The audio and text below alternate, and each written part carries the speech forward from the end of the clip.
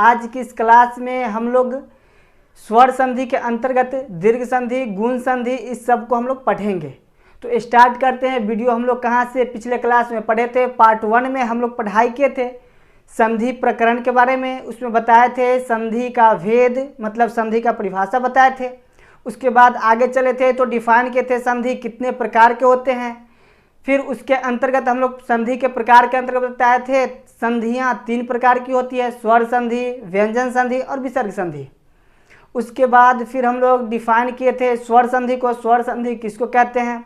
और फिर उसके अंतर्गत हम लोग बात किए थे स्वर संधि का 5 भेद होता है, जिसमें पहला बताए थे दीर्घ संधि, दूसरा गुण संधि, उसके बाद होता है वृद्धि संधि, आयादी संधि और एक और संधियाँ होते हैं।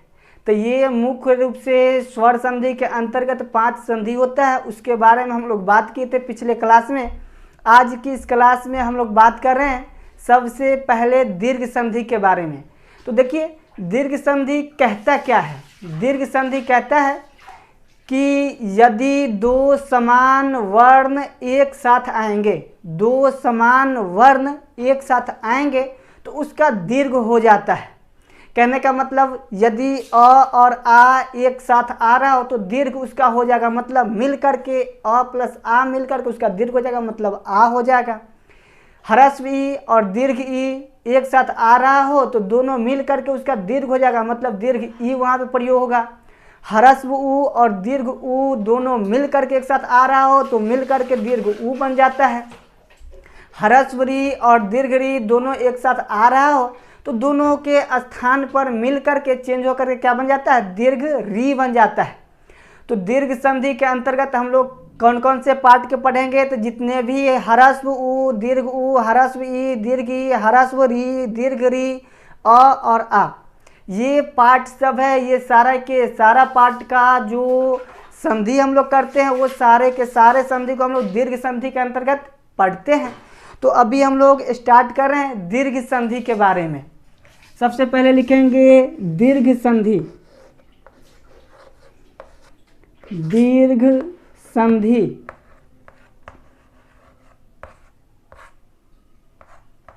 दीर्घ संधि कहता क्या है, तो दीर्घ संधि कहता है 2 समान स्वर मिलकर दीर्घ बन जाता है। क्या कहता है, 2 समान स्वर मिलकर दीर्घ बन जाता है। 2 समान स्वर, 2 समान स्वरों को मिलाकर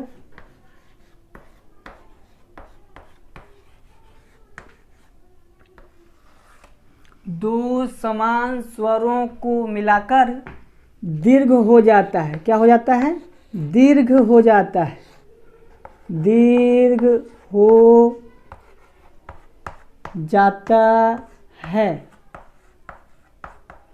दीर्घ संधि क्या कहता है, 2 समान स्वरों को मिलाकर दीर्घ हो जाता है। ये इसका परिभाषा है। इसका कहने का आशय क्या है वो हम पूरा का पूरा भी यहाँ पे हम कंफर्म करने जा रहे हैं। सबसे पहले पहला इसमें हेडिंग कंप्लीट कर लीजिए। यदि अ या आ, क्या क्या चीज, अ या आ के बाद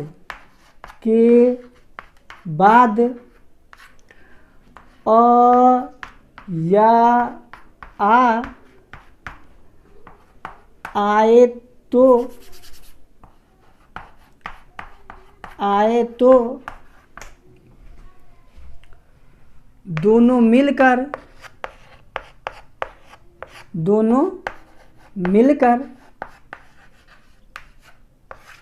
आ हो जाता है। क्या हो जाता है, आ हो जाता है। दीर्घ संधि के अंतर्गत पहले हम बात कर रहे हैं अ और आ के बारे में, फिर इसके बाद ह्रस्व ई दीर्घ के बारे में बात करेंगे, ह्रस्व ऊ दीर्घ के बारे में बात करेंगे, ह्रस्व री और दीर्घ री के बारे में हम लोग बातें करेंगे।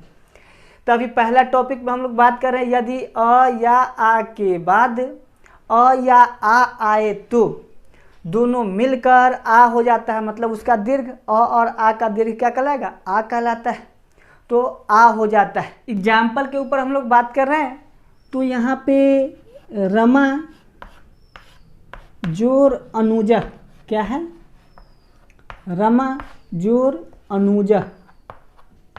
तो यहाँ पे आप ध्यान दीजिएगा, बहुत बच्चे लोग कैसे क्या कन्वर्ट होता है वो समझ में नहीं आ पाता है बहुत बच्चों को। तो यहाँ पे आप ध्यान देंगे, बारीकी से इसको हम समझा रहे हैं। यहाँ पर देखिए रमा जोर अनुजा है, तो यहाँ पे सबसे पहले इसको हम तोड़ करके लिखते हैं, र म हलंत कर दिए, और यहाँ पे आकार है तो इसको आ का मात्रा एक जगह अपना कर दिए, ठीक, र म हलंत, हलंत लगा दिए, इसका मतलब इसमें जो भी स्वर का मात्रा है वो साइड हो जाएगा, तो साइड करके आ कर दिए, तो आकार की मात्रा आ के रूप में आ गया। प्लस अनुजा है, तो अनुजा अपना जगह पर रहने देते हैं, अनुजा, ठीक, यहाँ तक कोई दिक्कत। अब देखिए आगे बात यह है कि आ यहाँ पर है और यहाँ पर अ है, तो हमारा संधि दीर्घ संधि कहता है यदि अ या आ के बाद, तो अ यहाँ पे रहता या फिर आ यहाँ पे रहता, तो आ है, आ के बाद यदि अ या आ आए तो अ आ रहा है, कह रहा है यदि अ या आ के बाद, तो अ या आ यहाँ पे होता तो आ है, ठीक। इसके बाद, तो इसके बाद ये है अ या आ आए तो अ यहाँ पे आया हुआ है, यहाँ पे अ या आ दोनों आ सकता है, तो अ आया है, आए तो दोनों मिलकर आ हो जाता है, मतलब ये दोनों मिलकर कन्वर्ट किस में हो जाएगा, आ में हो जाएगा, मतलब ये दो मिलकर के एक बना। अब देखिए आगे हम बात करेंगे, तो रम अपना जगह पर है, र म हलंत अपना जगह पर है, प्लस का साइन अपना जगह पर है, आकार का मात्रा अपना जगह पर है, प्लस नूजा है तो नूजा अपना जगह पर है, ठीक। अब इसको जरा हम सोल्व करेंगे तो क्या बनेगा, र म, तो र म में हलंत है और आ है, तो जैसे ही आ इसके साथ ऐड करेंगे तो हलंत हमारा साइड हो जाएगा, तो इसको इसके साथ ऐड कर दे रहे हैं, तो आकार का मात्रा लगेगा रमा, और नूजा है तो नूजा अपनी जगह पर रहेगा, नूजा, ठीक। सभी को आप कॉपी पे नोट करते चलेंगे। अब यहाँ पे हम बोर्ड को साफ करेंगे और कम से कम 6-7 एग्जाम्पल आप लोग के बीच में प्रस्तुत करेंगे, सभी को समझाएंगे कैसे क्या होता है, किसके बाद कैसे आता है, क्या होता है, ताकि आपका सारा का सारा कंसेप्ट क्लियर होते चले जाए। तो आप इसको आराम से वीडियो को पॉज करके कॉपी पे पूरा के पूरा बातों को नोट जरूर करते चले। जहाँ भी दिक्कत हो हमारे व्हाट्सएप नंबर के माध्यम से सीधा संपर्क करें और क्वेश्चन भेजें, यहाँ से हम आपको रिप्लाई जरूर करेंगे ही करेंगे, ठीक ना।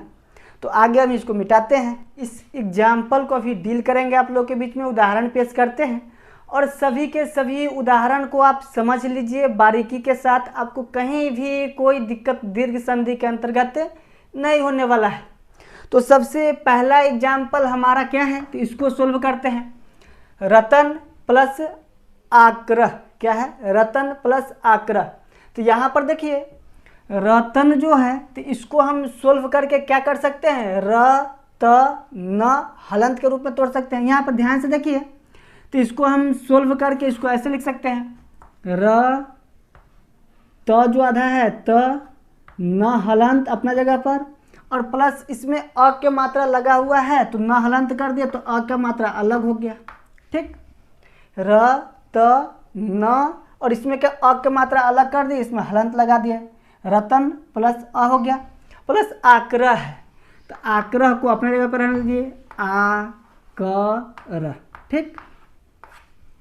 जैसे जैसे वैसे तोड़ लिए। और हमारा परिभाषा दीर्घ संधि का कहता है कि यदि अ या आ के बाद अ या आ आए तो यहाँ पे दीर्घ संधि के परिभाषा के अनुसार अ के बाद आ रहा है, अ के बाद क्या आ रहा है, आ हमारा आ रहा है, तो अ के बाद अ या आ आए तो दोनों के स्थान पे क्या हो जाता है, दोनों मिल करके आ हो जाता है। तो इसके जगह पे हम क्या प्रयोग करेंगे, आ प्रयोग करेंगे। तो ये हो गया रतन, देखिए र त न हलंत अपना जगह पर प्लस आ का मात्रा दोनों मिल करके हो गया, ये दोनों मिल करके आ की मात्रा, तो आ का मात्रा लगा दिए और प्लस करह है तो करह अपना जगह पे रहा। ठीक, अब इसको सोल्व करेंगे तो क्या होगा, इसको सोल्व करेंगे तो र त आधा न, अब इसमें का हलंत है वो गायब हो जाएगा, आकार का मात्रा इसमें जुट जाएगा, तो ये कंप्लीट हो गया। और इसमें आकार का मात्रा रत्ना कर क और र विसर्ग है तो र विसर्ग लगा दिए, तो क्या बना हमारा रत्नाकर बन गया। अब इसको सजा करके डायरेक्ट हम लिख सकते हैं, तो इतना लंबा बुक में तोड़ करके एक्सप्लेन नहीं करता है, इसी के कारण बच्चे लोगों को समझने में दिक्कत होता है। तो यहाँ पे डायरेक्ट ये दोनों लिख देता है और सीधा कहता है रतन प्लस आकर मिल करके रत्नाकार हो जाता है, तो समझने में थोड़ा टफ होता है। तो उम्मीद करते हैं ये कंसेप्ट को आप क्लियर आपका हो गया होगा। तो इसको आप कॉपी पे नोट कर लीजिए और इसके जगह पे डायरेक्ट हम क्या लिख सकते हैं, र त ना क र। तो जब भी एग्जाम में आपको बनाना पड़ेगा तो इसको आप रफ में करेंगे, साइड में इतना प्रोसेस करेंगे, परिभाषा के अनुसार क्या कह रहा है उसको बैठा करके आप इसको रफ में कर लेंगे और फाइनली दोनों मिल करके क्या बना, तो रत्नाकारा ये हमारा बन करके कंप्लीट हो गया। इस प्रकार से आप भी एग्जाम में डील करेंगे, चूँकि इतना लंबा प्रोसेस करेंगे तो बहुत गंदा लगेगा कॉपी देखने में। ये अभी बोर्ड का समय है, समझाने का समय है, तो बढ़िया से हम समझा दे रहे हैं, लेकिन आप ऐसे ही बनाइएगा। अगला एग्जाम्पल पे हम लोग चलते हैं। अगला एग्जाम्पल हम लोग का है दया प्लस अपर्णव। क्या है, दया प्लस अपर्णव, तो उसको कैसे डील करते हैं अभी बात हम कर रहे हैं। दया प्लस अपर्णव, तो यहाँ पर ध्यान से देखिए, य में क्या चीज़ का मात्रा है, तो आ के मात्रा है, द य हलंत प्लस आ लिख सकते हैं ना। तो यहाँ पर क्या चीज़ का मात्रा है, आ की मात्रा है, तो आ यहाँ पर आ गया। ध्यान से देखिए यहाँ पे क्या आ गया, हमारा आ का मात्रा आ गया और यहाँ पे प्लस साइन अपना जगह पर, और यहाँ पे क्या चीज़ का मात्रा है, अ का मात्रा है। ठीक, तो अ या आ के बाद अ या आ आए तो यहाँ पर आ के बाद अ आ रहा है, तो ये दोनों के स्थान पर मिल करके क्या बनेगा, तो दोनों के स्थान पे मिल करके हमारा आ जाएगा। ठीक, तो इसको सोल्व करके अब हम क्या लिख सकते हैं, बराबर सोल्व करके, उतना डिस्क्राइब नहीं करते हुए बात कर रहे हैं। तो द य और इसमें हलंत लगेगा प्लस क्या चीज़ का मात्रा आएगा, अ और अ मिल आ और अ मिल करके आ के मात्रा आ गया, तो यहाँ पे आ का मात्रा आएगा। ठीक, उसके बाद न पर रेफ और वह, तो प्लस न पर रेफ और वह। ठीक, अब इसको डील करेंगे तो क्या बनेगा, फाइनली ये हमारा बना द य में आकार लगा तो या दया द या और न पर रेफ और वह कंप्लीट हो गया।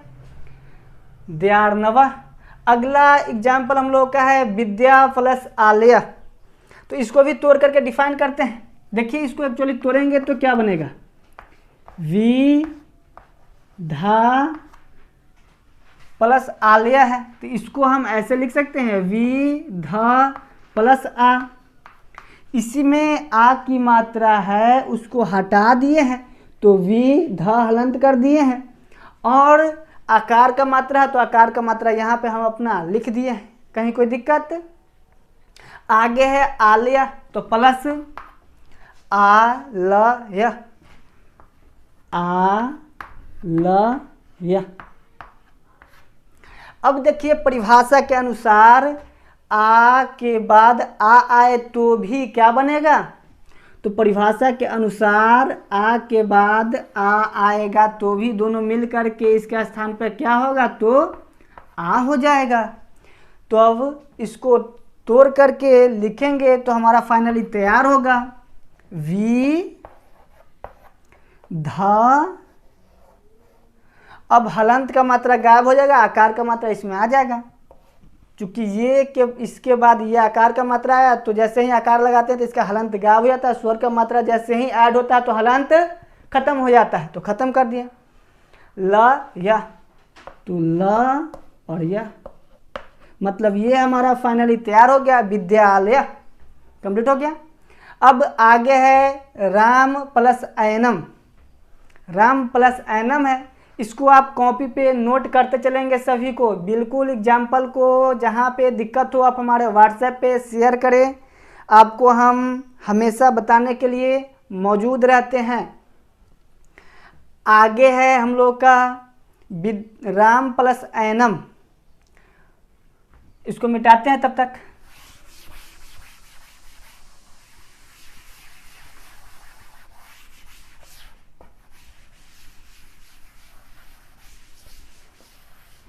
तो फाइनली इसको अगर हम एग्जाम में लिखेंगे तो किस फॉर्म में लिखेंगे, तो डायरेक्ट ये दोनों मिल करके क्या बना है, तो हमारा बना है वी धा ल य।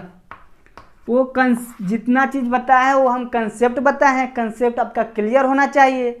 और फाइनली जब भी एग्जाम में लिखेंगे तो ये दोनों मिल करके क्या बना, तो विद्यालय बना, इतना ही लिखेंगे। पूरा कंसेप्ट के साथ बायोडाटा वहाँ पे डिस्क्राइब नहीं करना है, समझने का तरीका हो, समझाने के लिए वो सारा चीज़ हम बताते हैं।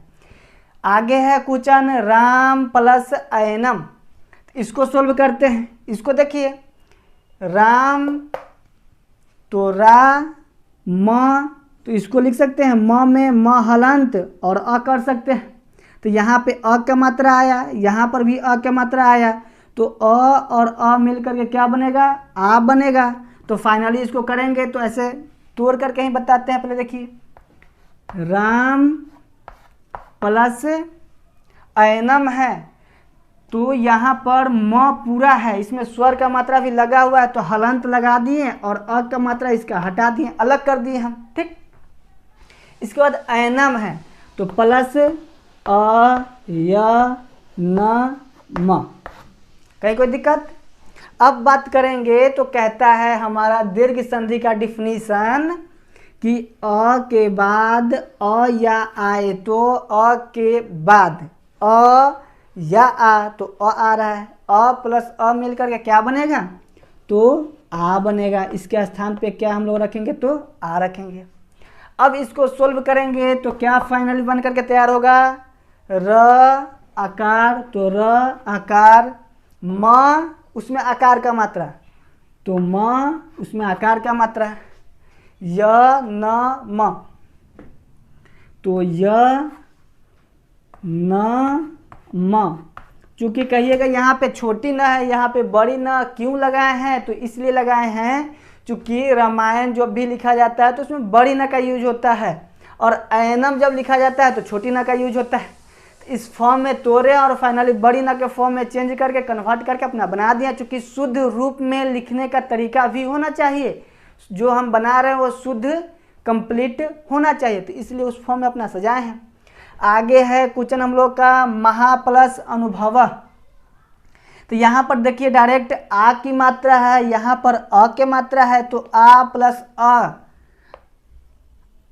प्लस अ के स्थान पर क्या हो जाएगा, तो आ हो जाएगा। तो इसको सोल्व करेंगे तो म ह, इसमें आकार का मात्रा लगाएंगे तो आकार का मात्रा लगा दिए। अब न हर्षुकार है तो न हर्षुकार, भ, तो ये क्या हम लोग का बन गया, महानुभव, ठीक।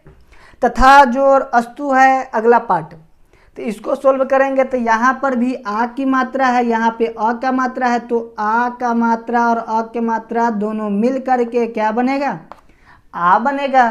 तो इसको तोड़ेंगे तो क्या बनेगा, तथा प्लस अस्तु मिलकर के बन गया।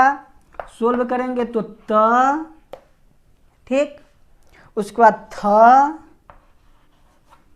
आकार के मात्रा लगेगा तो आकार के मात्रा, तथा अस्तु, तो अ और आ के जगह पे आ लग गया, बचा क्या, अस्तु, स आधा, त हर्षुकार, तथास्तु। जितने भी एग्जाम्पल दिए हैं इसको कॉपी पे नोट कीजिए और साथ ही साथ 2 बार बनाने का पूरा प्रैक्टिस कीजिए, पूरा समझने का प्रैक्टिस कीजिए। जहाँ पे वीडियो में दिक्कत हो उसको फिर से बैक करके फिर से उसको देखिए और पूरे के पूरे को समझिए। और जहाँ पे समझने में दिक्कत हो आप हमारे व्हाट्सएप नंबर दिया गया है, व्हाट्सएप नंबर पे सीधा सीधा आप हमें मैसेज करें, आपके क्वेश्चन को ज़रूर हम रिप्लाई देंगे, ठीक ना। कॉपी पे सभी को नोट कर लीजिए वीडियो पॉज करके। दीर्घ संधि के अंतर्गत हम लोग पहला पार्ट पढ़े हैं, अ और आ के मिलने से क्या बनता है वो पार्ट हम लोग पढ़े हैं। तो उसको पहले लिख लेते हैं, उसके बाद ह्रस्व और दीर्घ मिल करके क्या बनता है उसके बारे में हम लोग बात करते हैं। तो पहला पार्ट क्या हम पढ़े हैं, अ प्लस अ मिल करके क्या बनेगा, तो दीर्घ संधि कहता है, इसका दीर्घ हो जाता है तो आ बनेगा। दूसरा आ प्लस आ मिल करके क्या बनेगा, तो भी आ ही बनेगा, दीर्घ चूंकि होता है। तीसरा है आ प्लस अ मिल करके क्या बनेगा, तो आ बनेगा। और चौथा है अ प्लस आ मिल करके क्या बनेगा, तो आ बनेगा। ठीक, ये टॉपिक दीर्घ संधि के अंतर्गत पहला टॉपिक कह रहा है, ठीक ना। अब आगे टॉपिक हम लोग बात करेंगे, यदि ह्रस्व ई या दीर्घ ई के बाद ह्रस्व ई या दीर्घ ई आए तो दोनों के स्थान पे दीर्घ ई हो जाता है। क्या हो जाता है, दीर्घ ई हो जाता है। तो इसको आप नोट करें, फिर मिटाते हैं, फिर आगे हम लोग चलेंगे। दीर्घ संधि के अंतर्गत दूसरा टॉपिक हम लोग को नोट करना है, कह रहा है यदि ह्रस्व ई या दीर्घ ई, ठीक, ह्रस्व ई या दीर्घ ई के बाद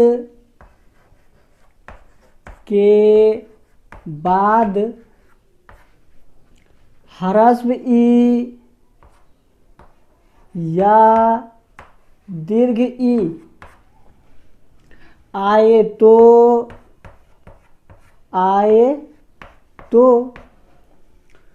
दोनों मिलकर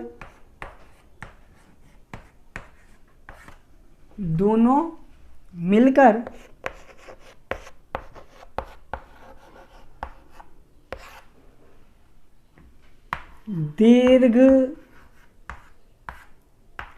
ईकार, मतलब दीर्घ ई क्या, दीर्घ ई हो जाता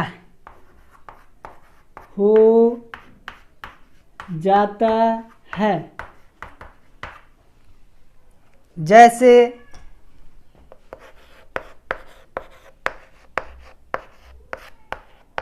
रवि जोर इंद्र, क्या है, इंद्र। तो ये दोनों मिल करके क्या होगा, इस पे हम लोग बात करते हैं।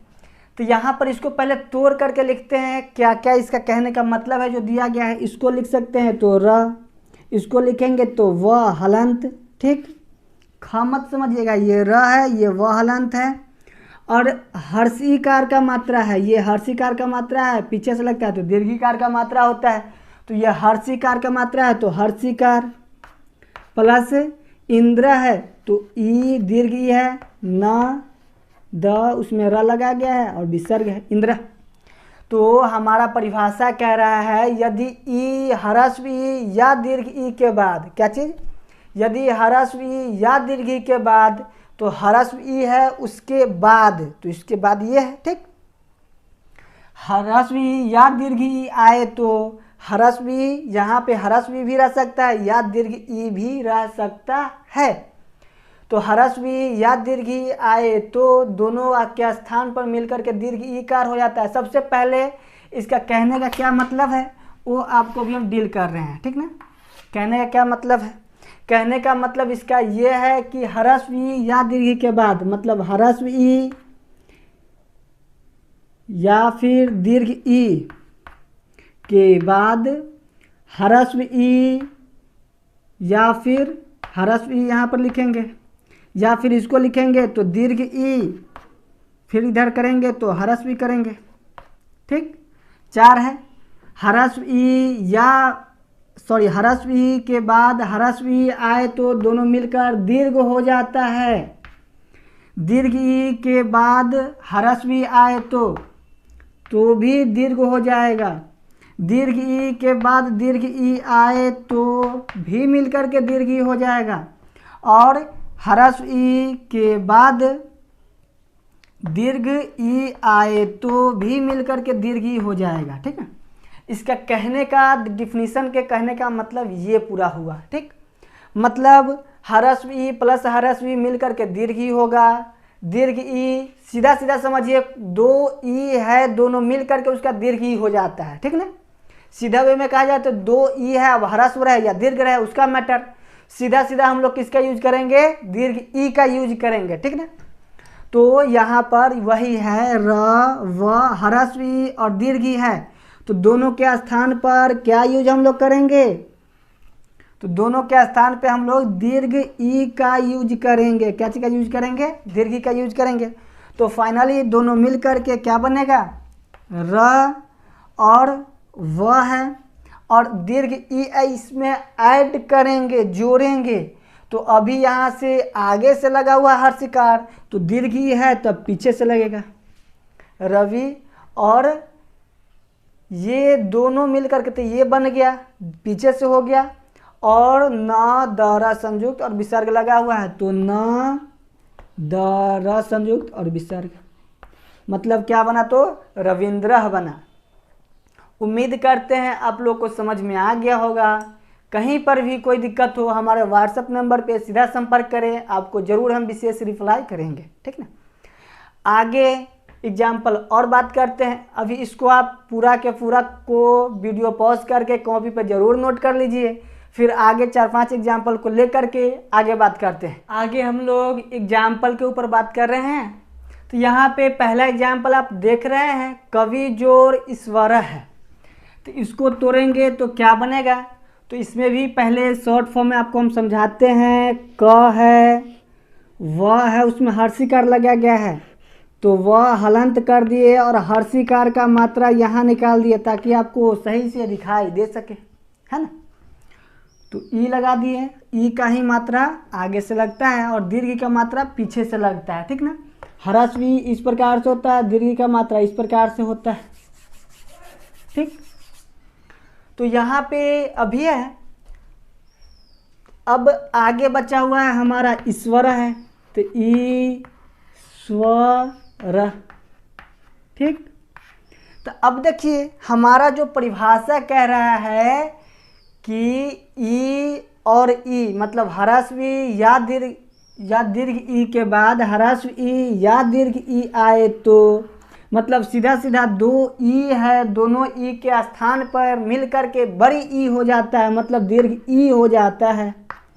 तब सोल्व करके इसको क्या हम लिख सकते हैं, क अपना स्थान पर, व अपना स्थान पर, और हलंत को हटाएंगे और दीर्घ का मात्रा लगाएंगे तो पीछे से लगेगा, तो पीछे से यहाँ पे लगा दिए क वी, और उसके बाद है स्वर है, तो हर दीर्घ ई का मात्रा तो लग गया, बचा क्या है, तलावे स व संयुक्त और र हल विसर्ग, तो स्वर मतलब कविश्वर कंप्लीट हमारा हो गया।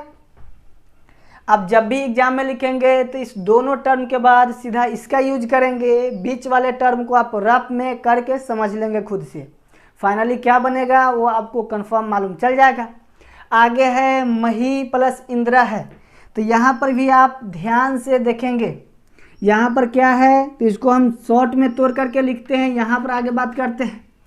तो माँ, उसके बाद ह, और इसमें पीछे से लगा हुआ है मतलब दीर्घ ई है, तो इसमें हलंत कर दिए प्लस दीर्घ ई अपना जगह पर कर दिए। ठीक, ध्यान से देखिए, माँ अपना जगह पर है, ह का दीर्घ ई को बगल में कर दिए ताकि दिखाई दे, और हलंत इसमें लगा दिए, चूँकि ये जैसे ही मिलेगा तो दीर्घ ही लगेगा, अलग हुआ स्वर का, वह स्वर वर्ण को जैसे ही अलग करेंगे तो इसमें हलंत का उच्चारण होगा, तो हलंत लगा दिए। उसके बाद इंद्र है तो प्लस ई न। अब बात करेंगे तो यहाँ पे दीर्घ ई प्लस ह्रस्व ई क्या स्थान पर मिल करके क्या बनेगा, तो दीर्घ ई बनेगा। तब इसको सोल्व करके फाइनली लिखते हैं माँ अपना जगह पर, माँ अपना जगह पर, ह हलंत है तो ह लिखेंगे ह, और हलंत का उच्चारण अब हटाएंगे, दीर्घ लगाएंगे तो पीछे से लगेगा उसमें, तो पीछे से लगा दिए ही। और न दरह संयुक्त है तो न दर। तो फाइनली हमारा सेंटेंस मिल करके पूरा बन चुका महिंद्रा। अगला सेंटेंस हम लोग का है लक्ष्मी प्लस ईसा, इसको सोल्व करना है। तो इसको भी सोल्व करेंगे तो देखिए यहाँ पे ल छ म संयुक्त और हलंत कर दिए, और दीर्घी का मात्रा है तो प्लस दीर्घ ई अपना पीछे से लगा हुआ, इसलिए दीर्घी का मात्रा है बड़ी ई इसको बोलते हैं, प्लस दीर्घी का मात्रा है अपना यहाँ पर दीर्घ ई स। ठीक, अब यहाँ पर देखिए दीर्घ ई और दीर्घ ई दोनों मिल करके क्या बनेगा, तो दोनों के स्थान पे दीर्घ ई ही होगा, मतलब इसके स्थान पे दीर्घ ई का प्रयोग हम लोग करेंगे। तब इसको सोल्व करके क्या लिखते हैं वो देखिए, लिखेंगे ल अपना स्थान पर, छमा संयुक्त अपना स्थान पर, ठीक, और दीर्घी का मात्रा मतलब पीछे से लगेगा तो पीछे से लगा दिए, और स तालाबे स और उसमें विसर्ग तब लक्ष्मी स। मतलब ओवरऑल सीधा सीधा बात किया जाए तो दीर्घ संधि के अंतर्गत दो पार्ट पढ़ा दिए। पहला आ रहे के बाद अ या आ आए तो उसके स्थान पर आ हो जाता है। दूसरा ये टॉपिक हम लोग बात किए हैं कि यदि ह्रस्व ई या दीर्घ ई के बाद ह्रस्व ई या दीर्घ ई आए तो दोनों के स्थान पे दीर्घी हो जाता है। अभी दो टॉपिक बचा हुआ है, एक टॉपिक ह्रस्व उ या दीर्घ उ के बाद ह्रस्व उ या दीर्घ उ आए तो दोनों के स्थान पे दीर्घ उ हो जाता है, और सबसे छोटा टॉपिक लास्ट का है ह्रस्व री और दीर्घ री के बाद ह्रस्व री या दीर्घ री आए तो दोनों के स्थान पे दीर्घ री हो जाता है। तो छोटा सा पार्ट है, दोनों का भी इसी क्लास में हम लोग कंप्लीट करते हैं। उसके बाद इतना ही पे वीडियो को हम लोग समापन करेंगे। वीडियो पॉज करके पूरे के पूरे बातों को आप नोट कर लीजिए, तब तक बोर्ड को हम मिटाते हैं। आगे का टॉपिक हम लोग को पढ़ना है, यदि ह्रस्व री या ह्रस्व ई या दीर्घ ई के बाद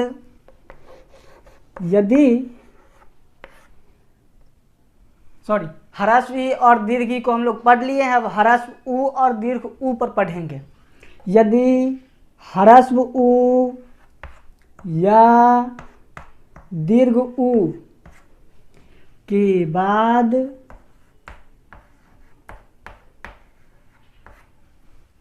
ह्रस्व उ या दीर्घ उ आए तो दोनों के स्थान पर या फिर दोनों मिलकर क्या होता है, दोनों मिलकर दीर्घ ऊकार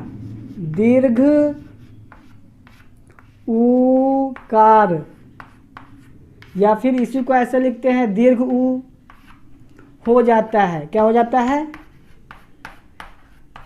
दीर्घ उ हो जाता है। ठीक ना। एग्जाम्पल के बारे में बात करेंगे तो इसका एग्जाम्पल लिखेंगे,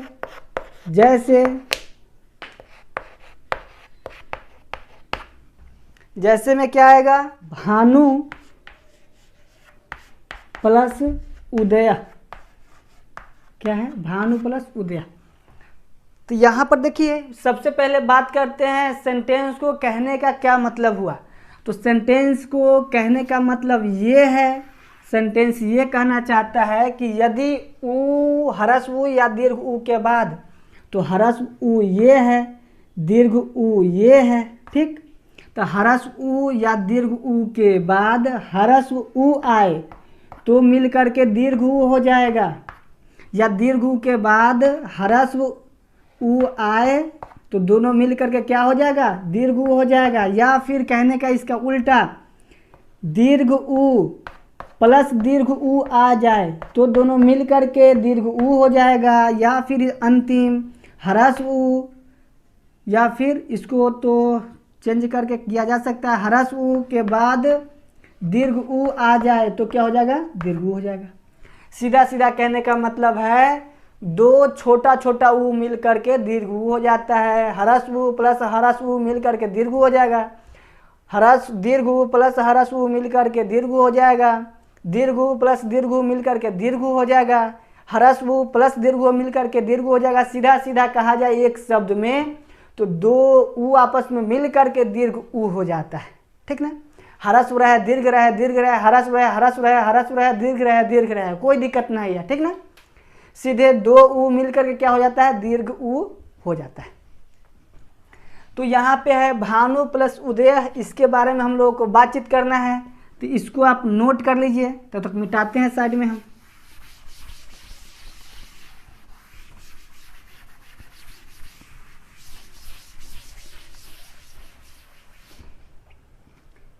कह रहा है भानु प्लस उदय, तो इसको तोड़ करके बताते हैं। इसको देखिए, भ है, आकार है, न है, तो न में हलंत कर दिया और ऊ क्या मात्रा अपने यहाँ पर कर दिया, ठीक। प्लस इसको अब तोड़ते हैं तो ऊ द य। अब यहाँ पर देखिए ऊ क्या मात्रा है, ऊ क्या मात्रा है, परिभाषा कर रहा है दोनों ऊ मिल करके क्या हो जाएगा, तो दीर्घ ऊ हो जाएगा। तो सीधा सीधा दीर्घ ऊ आप कर दीजिए, सवाल सोल्व हो गया। तो इसको सोल्व करेंगे तो फाइनली क्या बनेगा, भ आकार, तो भ आकार, भ आकार है तो भ आकार लगा दिए, न है तो न लगा दिए, न में हलंत है, दीर्घ ऊ है तो हलंत का मात्रा खत्म हो जाएगा, दीर्घ ऊ लग जाएगा, तो दीर्घ ऊ लगा दिए। अब द यह संयुक्त है तो द यह संयुक्त। यहाँ पर देखिए क्या क्या चीज़ बचा हुआ है उसके अनुसार सेट करते हैं। जैसे भ लिख दिए, आकार लगा दिए, उसके बाद न है तो न लगाए हैं, उसके बाद इसके स्थान पे ये आ गया तो इसके बाद डायरेक्ट इस पर बात किए हैं। तो इसके ऊपर लगाए हैं दीर्घ ऊ, तो दीर्घ ऊ का मात्रा उसमें लगा दिए हैं, हलंत इसमें गायब कर दिए। और आगे टॉपिक है द यह संयुक्त है तो द यह संयुक्त लगा दिए। उम्मीद करते हैं ये भी टॉपिक आपका कंप्लीट हो गया होगा। आगे का टॉपिक एक दो इसमें एग्जाम्पल से रिलेटेड बात करते हैं। अगला एग्जाम्पल है लघु जोर उर्मी।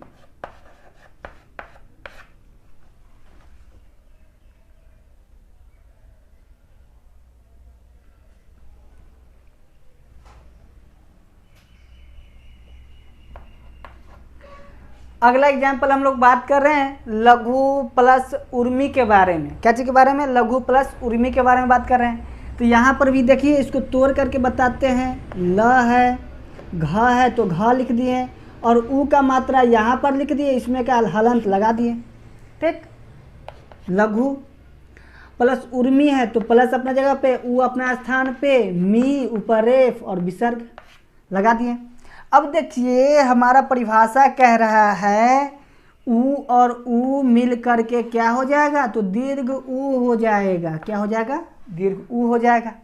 तो इसको फाइनली सोल्व करेंगे तो क्या हो जाएगा, ल अपना स्थान पर आ गया, उसके बाद घ अपना स्थान पर रहेगा, हलंत है तो गायब हो जाएगा, दीर्घ ऊ का मात्रा लग जाएगा तो दीर्घ ऊ का मात्रा लगा दिए। सॉरी ये घ है, लग रहा है छ जैसे, घ है, ध्यान दीजिएगा, घ है। लघु और मी है और ऊपर रेफ है, विसर्ग है, तो मी अपना स्थान पर रह गया, रेफ और विसर्ग लगा दिया, लघुर्मी। इस प्रकार के जितना भी मतलब अभी तक पढ़ाए हैं संधि के अंतर्गत, वो सारे के सारे क्वेश्चन को आप किसी बुक से या फिर गूगल से सर्च करके कहीं से भी आप प्रैक्टिस जरूर करेंगे।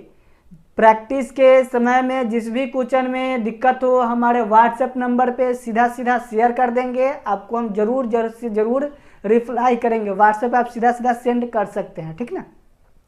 लेकिन इस सब को रिवीजन जरूर कीजिएगा। जितना मेहनत से हम पढ़ा रहे हैं उतना ही मेहनत से आप रिवीजन कीजिए, और हम 100% गारंटी देंगे, जीवन में एक बार सीख लेंगे तो जीवन में कभी भी दोबारा पढ़ने की जरूरत नहीं होगा।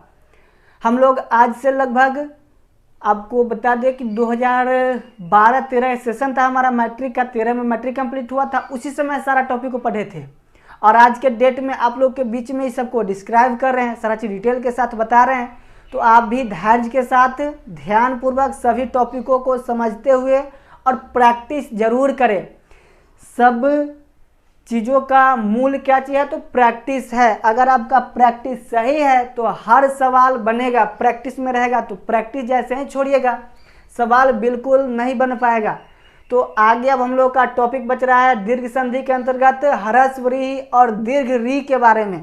तो इसको अभी आप बोर्ड पे जो लिखा गया है वीडियो पॉज करके ज़रूर नोट कर लें और आगे हम टॉपिक बात कर रहे हैं ह्रस्व री और दीर्घ री के बारे में, ठीक ना। अगला टॉपिक हम लोग का है ह्रस्व री और दीर्घ री के बारे में। तो ह्रस्व री और दीर्घ री का परिभाषा कहता है यदि ह्रस्व री एक बार घुमाएं या फिर दीर्घ री, दीर्घ री कैसे लिखते हैं? एक बार दोबारा घुमाएं। तो ह्रस्व री या दीर्घ री के बाद, ह्रस्व री या दीर्घ री के बाद ह्रस्व री या दीर्घ री आए तो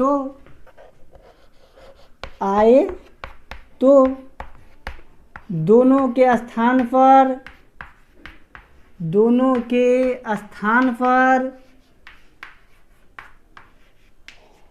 दीर्घ री हो जाता है, दीर्घ री हो जाता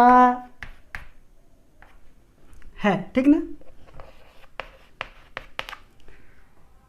दीर्घ री का डिफिनीशन कह रहा है यदि ह्रस्व री या दीर्घ री के बाद ह्रस्व री या दीर्घ री आए तो दोनों के स्थान पर दीर्घ री हो जाता है, ठीक ना। जैसे एग्जाम्पल बात करते हैं, जैसे पितृ जोर रीनम, क्या है? पितृ जो रीनम।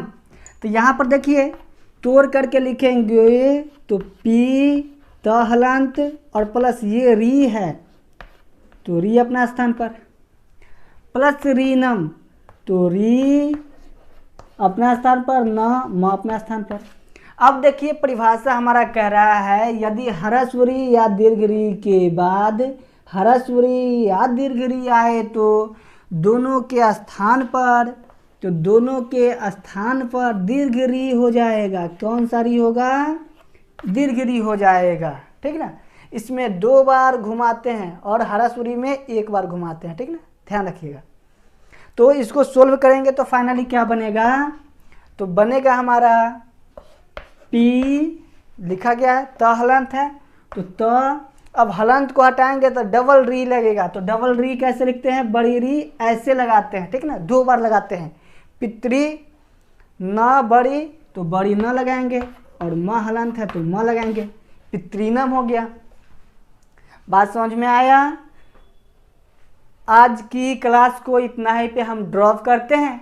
अगले क्लास में यहाँ पे हम लोग का दीर्घ संधि के अंतर्गत जितना भी टॉपिक पढ़ना था वो सारा का सारा कंसेप्ट क्लियर हो चुका है। पूरा का पूरा दीर्घ संधि हमारा यहाँ पे समाप्त हो गया। आप दीर्घ संधि के अंतर्गत जितना भी बुक में, किसी भी बुक में संधि दिया गया हो उस सभी संधियों को आप जरूर बनाएं, प्रैक्टिस जरूर करें और जहाँ भी समस्या हो हमारे व्हाट्सएप नंबर पे सीधा क्वेश्चन सेंड करें, आपको रिप्लाई जरूर से जरूर करेंगे। आज की वीडियो क्लास को इतना ही पे हम लोग समाप्त करते हैं।